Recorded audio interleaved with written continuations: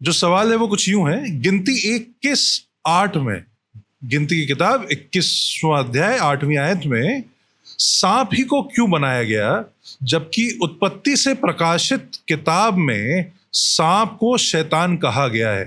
प्रिय भाई जॉय, अब जिसने हमें ये सवाल भेजा था वो एक बहन है, मैं उनका नाम यहाँ पे लेना नहीं चाहूंगा, लेकिन उन्होंने ये पूछा कि भाई इस पर्टिकुलर चैप्टर में हमें नजर आता है कि एक सांप की प्रतिमा जो है वो यहोवा ने अपने अभिषिक्त मूसा को बनाने को कहा, है ना। और फिर वो पूछती हैं कि भाई जब सांप की आइडेंटिटी पवित्र शास्त्र में हमें इतनी नेगेटिव लाइट में पोर्ट्रे की जाती है, तो सांप की बनाने की इजाजत यहाँ पर क्यों दी गई, ये उनका सवाल है। और अगर आपने मेरे साथ इन आयतों को पढ़ा है तो 3 से 4 बातें जो है हम इस अध्याय को या इस गद्यांश को पढ़ के निकाल सकते हैं।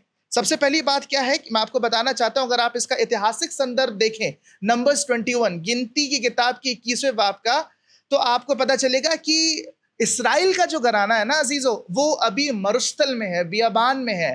40 साल से भी ज्यादा अरसा गुजर चुका है कि जब यहोवा ने अपने जोर बाजू से मूसा की क्या बोलते रहनुमाई में इजराइलियों को छुड़ौतरी या रिहाई दी थी, और अब 40 साल का अरसा तकरीबन हो गया है।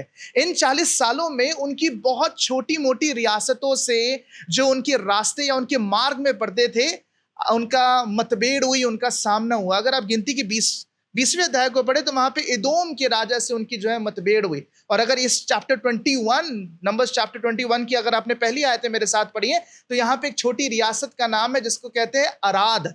तो अराद के बादशाह से भी क्या बोलते हैं, इनकी मतभेद हुई है। और क्या करता है ये राजा उन मासूम इजराइलियों को जो आपके क्या बोलते हैं रास्ते से गुजर रहे हैं अगवा कर लेता है। ये लोग यहोवा से विनती करते हैं कि यहोवा इन शहरों को हमारे वश में कर दे, और यहोवा इनकी विनती को सुन लेता है। इन 40 सालों में इन इजराइलियों ने परमेश्वर के बहुत सारे चिन्ह चमत्कारों को देखा।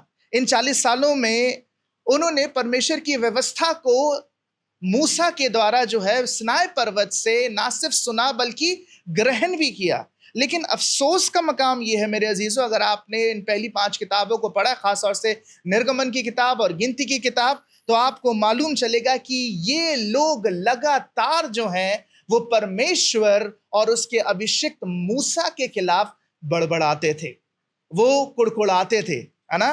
अगर आप क्या बोलते हैं निर्गमन की किताब पढ़ें, उसका 16 चैप्टर, उसकी 2री और 3री आयत, तो वहां पे भी ये मूसा और हारून के खिलाफ आपको बड़बड़ाते हुए नजर आएंगे।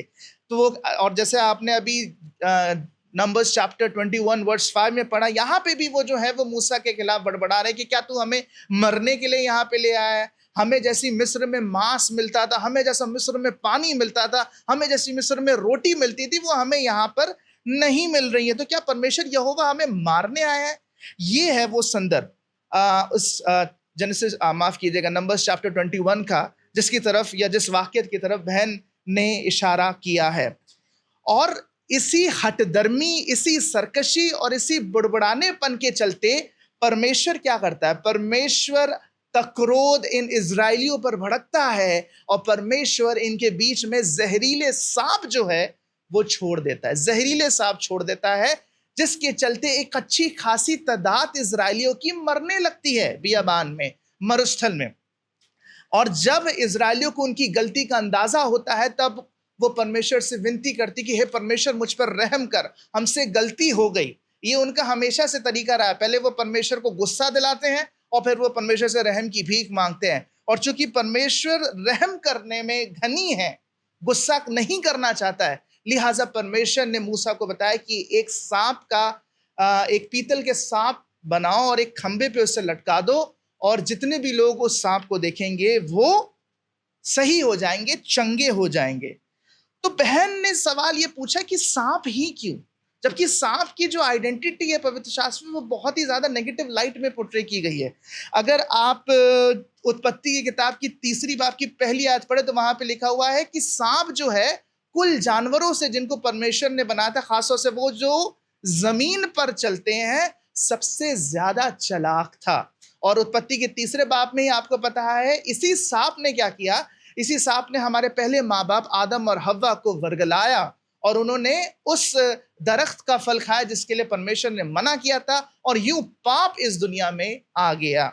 और अगर आप प्रकाशित वाक्य की किताब उसका 12th चैप्टर और उसकी 9वीं आयत पढ़े तो वहां पे आपको पता चलेगा कि असल वर्गलाने वाला जो था वो कोई मामूली सड़क पर रेंगने वाला सांप नहीं था, बल्कि वो खुद शैतान था। अगर आप प्रकाशित वाक्य चैप्टर 12 वर्स 9 को निकालेंगे तो वहां पे इबलीस या शैतान के बारे में लिखा है कि ये वही पुराना अजगर है, ये वही प्राचीन सांप है जिसने हमारे पहले माँ बाप को भड़काया और आज पूरी दुनिया को वो भड़का रहा है।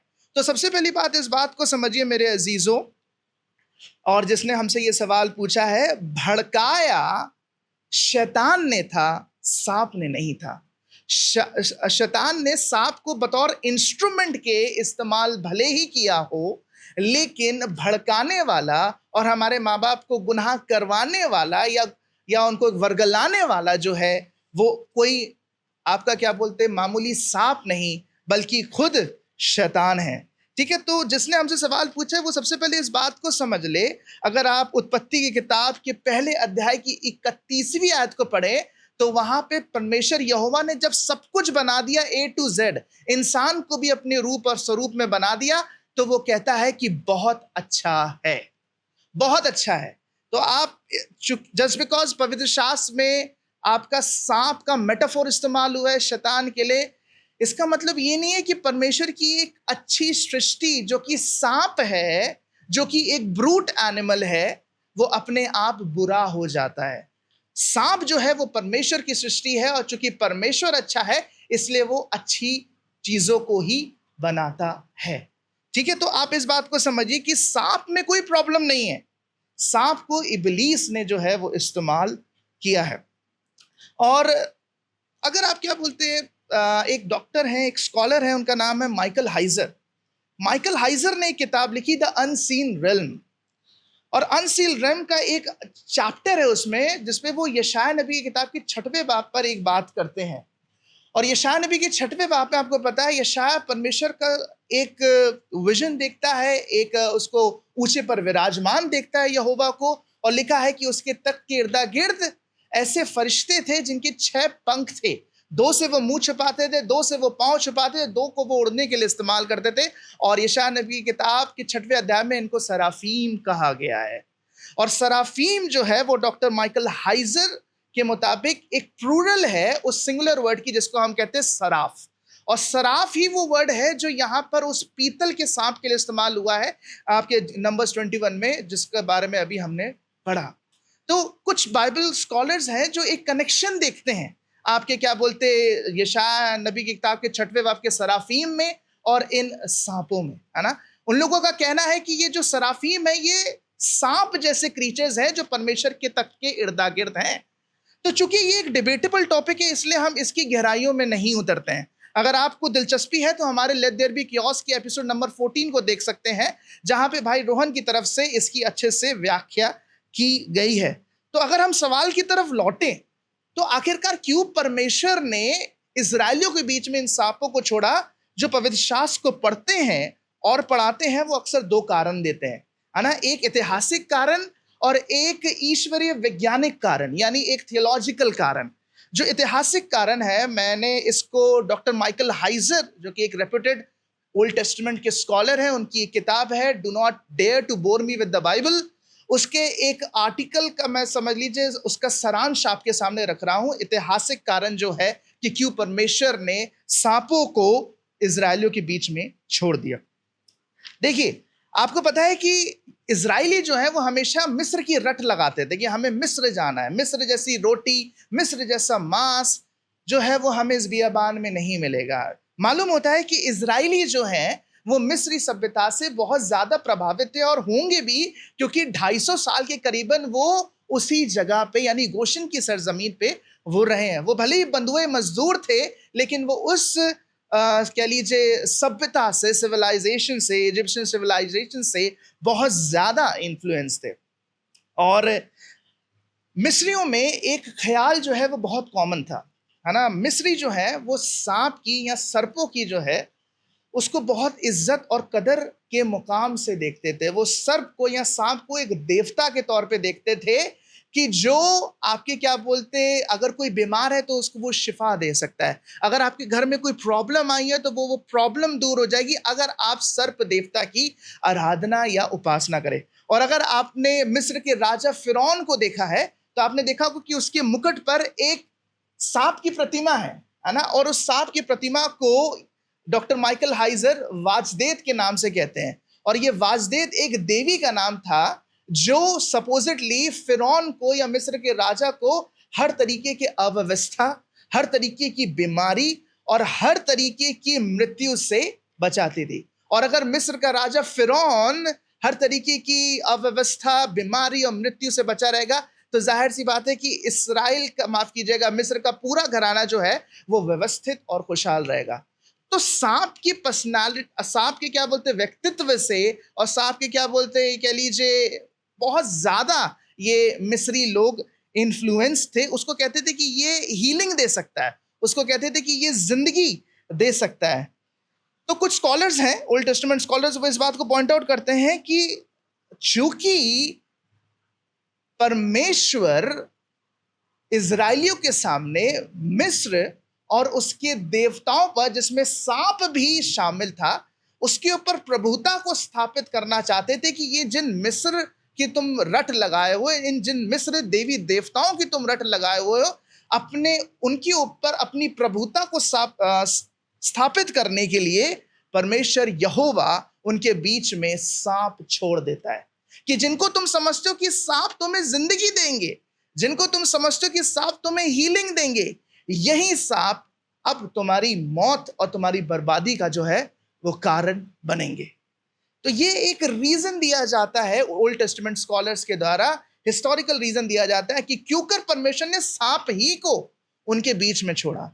क्योंकि सांप जो है वो मिस्री सभ्यता में एक इंपॉर्टेंट क्रीचर है, उसको डिवाइन के तौर पर देखा जाता है, उसको सोर्स ऑफ लाइफ के तौर पर देखा जाता है। और परमेश्वर यहोवा इजराइलियों पे ये बात साबित करना चाहते हैं कि जिंदगी और मरने दोनों का अधिकार मेरे पास है और मैं अपने अधिकार को इस रीति से स्थापित करूंगा, इस रीति पर दिखाऊंगा कि तुम्हारे बीच में सांप छोड़ूंगा ताकि तुम्हारा भरोसा मुझ पर हो, मिस्र पर ना हो।